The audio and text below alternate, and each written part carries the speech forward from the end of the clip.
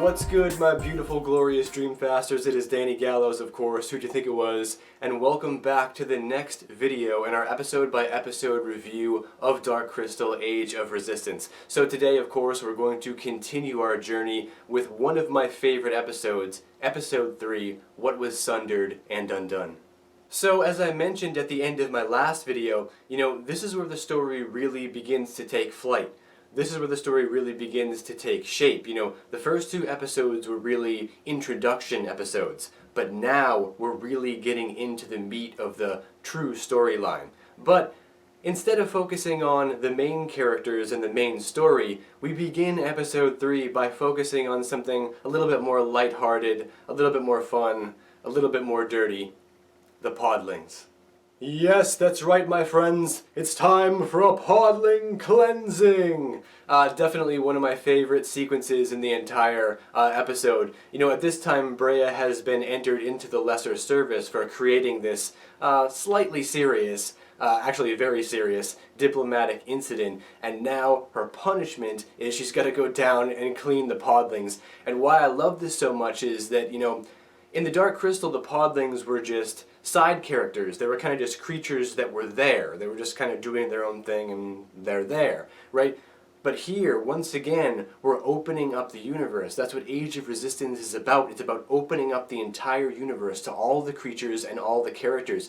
And here we get to see the Podlings in their daily lives, what they're really like. And not only what the Podlings are like and what their what activities they enjoy, such as eating mud, but we also get to see the Gelflings interact with them. We get to see how the Gelfling treat them and how they interact with them, which is something that I found very, very interesting, because it gives the Podlings a lot of character, it gives them a lot of life, it gives them a lot of individuality, and we get to see kind of all the different mannerisms and behaviors of the different kind of Podlings, and I mean, it's great, it's awesome.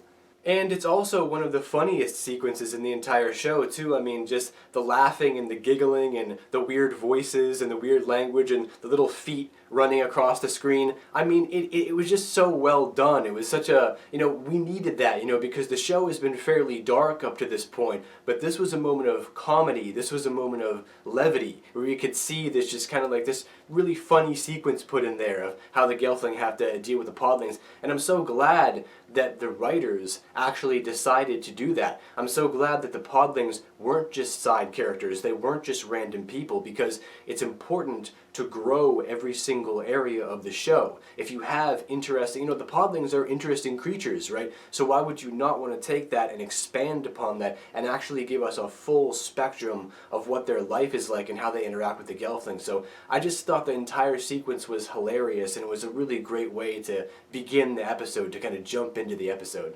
But soon enough, we're right back into the main storyline as we return to Rowans' journey, and Rowan is now walking through the woods alone, completely by himself with nobody to turn to, literally carrying his girlfriend. Like, literally carrying his girlfriend. Don't worry, Rowan, Mira's right here. And she's delicious. I'm sure he's fine. And Rowan being in this state of existence is, to me, one of the most revealing aspects of the show. It's one of the most striking aspects of the show, because you have to imagine being him, being completely alone, being cast out, not just cast out, but, an escapee from the castle. And he is by himself with absolutely no one to turn to, except for Gurjin, who is, of course, captured at this point. So imagine being him. Imagine being in his shoes. Your entire world is literally crumbling around you, and you have no options at this point except to just walk through the woods alone. And you don't know what's going to happen in the next minute, in the next hour, in the next day. You don't know how long this journey is about to last. You don't know if you will have anyone to turn to. Maybe you will be alone for the rest of your life. Maybe he's just going to be a wanderer and he's just going to be out in the woods for the rest of his life, right? Imagine how that must feel, to have your reality just break apart and you have nothing to do except wander alone, completely alone, with absolutely no one to turn to. It's a really, really revealing sequence in the show, because, again, it shows the fracturing of the Gelfling, how they are so blindly loyal to the Skeksis that, chaos is let loose and nobody really cares. Nobody wants to uncover the truth. Nobody wants to believe anything different. And so it's always been a great sequence to me to see Rian go out on this journey by himself. And finally, at long last, we get to return to the adventures of Hup and Deet, one of the best pairs in Age of Resistance, especially their journey together right at the beginning of the show. It's just so fantastic. And at this point in the show, they have reached Stone in the Wood. They stumble upon Stone in the Wood, and they're about to go down and interact with them, despite Hup having quite a negative reaction to it, and for good reason. Because as we see, when they get down into Stone in the Wood, they start interacting with people, and they find that they're very, very adverse to them. They have distaste for them. They don't like them for some reason. They don't want them there. They are shunning them. They are actively being rude and aggressive and mean. And this has always been one of the most interesting parts of the show for me, because what we see the people from Stone in the Wood doing here is they're exercising what is effectively racism, against Deet and against Hup, just because they're different, a different race or a different being. And what's so interesting about that is that, we've always assumed that the Gelfling just all get along with each other, that they're all friends. But no, at this point in Age of Resistance, especially, with everything going on at that time, we see that that isn't the case, that they don't all get along with each other. All the clans don't interact with each other. They don't like each other. Some of the clans actually hate each other. They have a strong hatred for each other. And whenever they come in and try to interact with people, they are very, very adverse to it. How can the Gelfling act like this? They're supposed to be these kind of spiritual, almost, ethereal kind of beings that are very connected to nature and Thra and their surroundings and their environment. But here we see these very, very hard-edged people who dislike someone just because they're different from them. Just a simple thing of being different from them. They dislike them and they hate them. They pour so much hatred toward them for no reason, just because they're not Stonewood clan. I've always thought that to be very, very interesting, and I thought it was a great dynamic to be added into the show. But thankfully, after becoming a bit intoxicated, Hup is there to save the day, because unfortunately, this anger and aggression leads to Deet actually being assaulted, actually being pushed onto the ground and out of her chair. And Hup is there to save the day, and man, he's right on it. I love that scene where he saves Deet, because again, it shows that, podlings don't do this. Podlings don't act like that. They're very, just into themselves and into their daily lives, and they don't want to save people. They don't have these heroic attributes about them. But as soon as Hup sees Deet get pushed to the ground and be put in this really, really bad situation, boom, he jumps into action and he saves the day. And yeah, he paid the price for it. He's got to go spend some time in a prison cell for a while, but at least we got that awesome scene. Podling Justice! Ah! Yeah! Ha! Ah! Now, personally for me, my favorite scene in the show is when Rian goes to see Madra Farah, because it perfectly displays how blindly the Gelflings serve the Skeksis, even when the truth. Rian so passionately states his case, and he's revealing the truth. But because Madra Farah has got her mind so twisted and manipulated by the Skeksis, she refuses to believe the truth. Even his own father, right, who shows up eventually to confront him, refuses the truth. And again, this displays the evil of the Gelfling, right? But it's unintentional evil. It's not directed evil. They've just, you guys got to understand, we're looking at this from the outside in, right? We're looking at this as Earthlings, right? You have to imagine being a Gelfling in one of these clans on Thra. The Skeksis are their spiritual leaders. They are their lords. They are their kings and queens, right? This is their religion. So when Rian is speaking out about this, this is heresy against their religion, so they cannot believe it. They cannot believe that this is the truth. It's not even a refusal to believe it. Their minds won't let them get there. And we never understand that because we're looking from the outside in. But it's always been one of my favorite scenes because it displays that. It displays that even when the truth is so passionately spoken, right, there's no help for Rian. There's no one to turn to. Even his own Madra, as noble and humble as the Stonewood are, even his own Madra won't believe him. And it's great. It's a testament to the story writing, how great the story writing is. Again, the complexity of the story, the layering of the story. It's just so intriguing, and there's so much depth to it. And yeah, that's just, that's my personal favorite scene in episode 3. And Rian's escape, when he escapes Madra Farah, is just the icing on the cake for that scene, because I love the music, playing throughout that. It just brings all the feels out during that scene. And what's so great about it is that, as Ordon is watching Rian escape, you can tell that he's kind of letting him go, because Ordon really loves his son. He wants to believe his son. He's confused about why his son is acting this way. So you can tell that Ordon kind of lets him escape. He just kind of watches him escape, and he's like, okay, Rian, go. Go, do your thing. It's like, I have no idea what's going on right now, but, and I'm really, really confused, but, run away, son, go. Do your thing, and I'll follow you. I'll follow you wherever you go, and maybe I can go on, I can kind of follow Rian's path and to uncover the truth, because he knows something is wrong. He knows that he's supposed to serve the Skeksis, and he's supposed to be on the Gelfling's side, but he also, he's got this gut feeling that his son may be right about something. And it's such a powerful scene, and it's so well done, and just so many great moments throughout episode 3, and that's definitely one of them.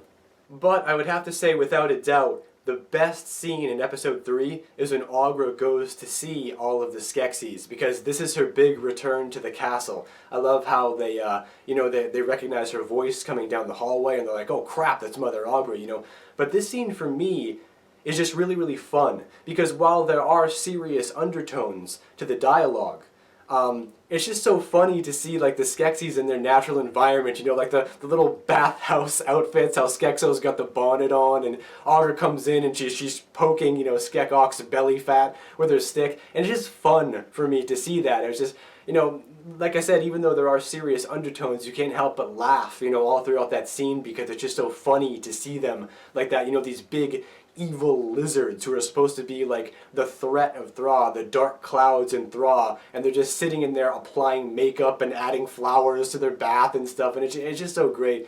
But there is some great dialogue in this sequence too, because it perfectly displays the logic of the Skeksis, right? Agra is confused. She comes back and she's like, what's the matter with you guys? I'm Thra. What have you done to the crystal? Why did Thra call out to me? What have you guys been doing this whole time?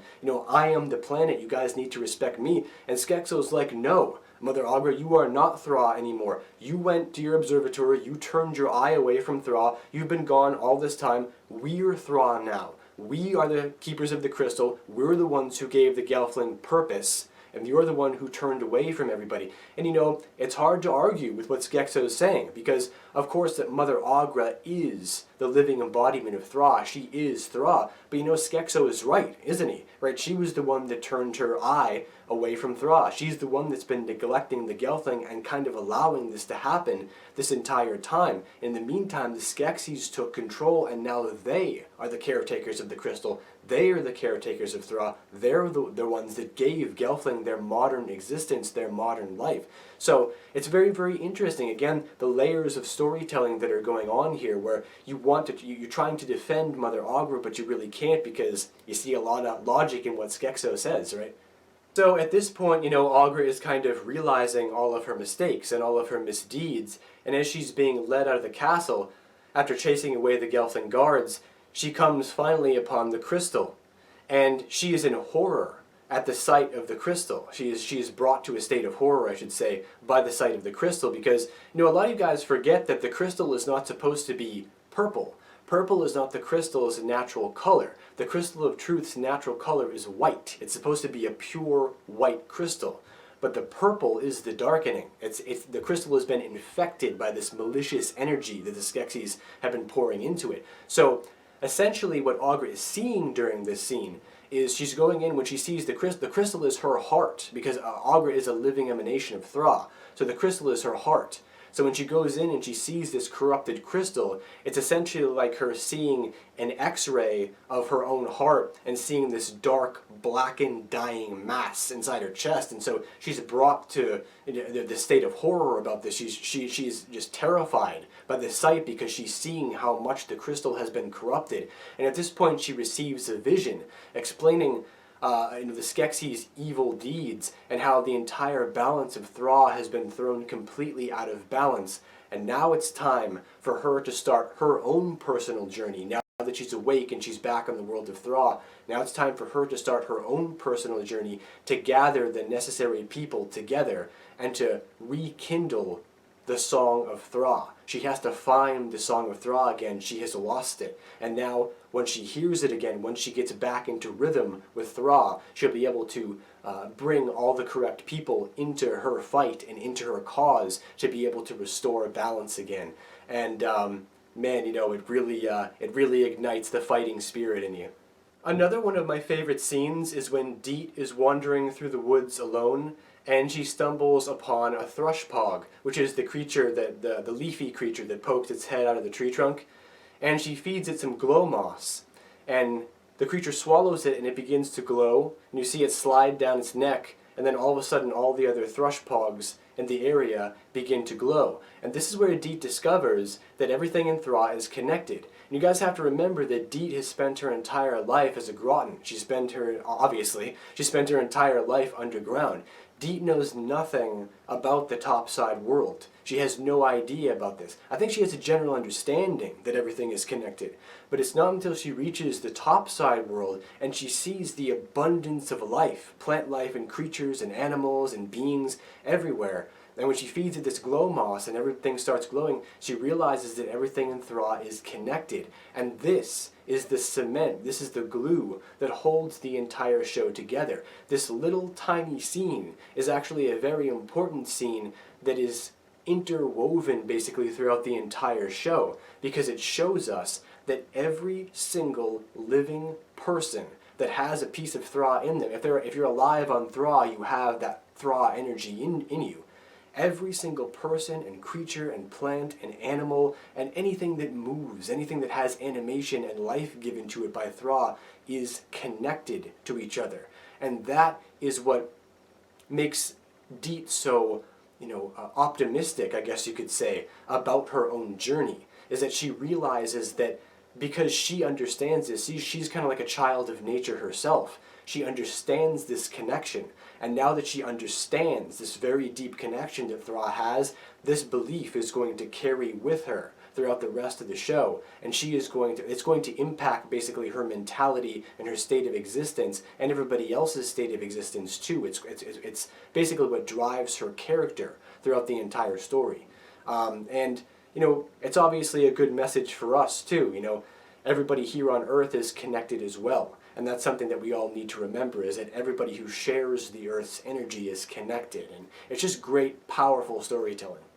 And thankfully, after an entire day of service, Brea is freed after she runs away from her lesser service duties, and has this beautiful moment with Tavra about the bonds of sisterhood, which motivates her to kind of keep going and keep following her quest. Even Tavra knows that she's supposed to be following this journey. If she received this vision, it must be important. So Tavra is really, really glad that she ran away from her lesser service, and she's going to continue her journey, and she does just that. So she heads back to Harar. She finds the brightest jewel in her mother's chamber, which is, of course, a Unimoth chrysalis, which is their sigil animal. She brings that to Onika, and after some beautiful singing and some beautiful unfurling of the wings, the Unimoth rises in the air. Onika tells her to run, and Brea flies back to her mother's throne room, where the Unimoth leads her to her mother's throne and plants itself there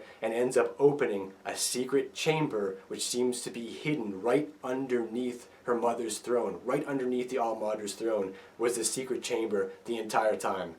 And cliffhanger! So what I relearned personally rewatching this episode is that, you know, episode 3 is one of the most magical episodes that you will watch in the series. This is where the magic really begins, right? Because, you know, you realize that this isn't some generic story. This is a really, really incredible story with a gargantuan depth to it. And, you know, the first 2 episodes were kind of just introducing you to the world and setting things up, but this is the episode where the magic really begins, right?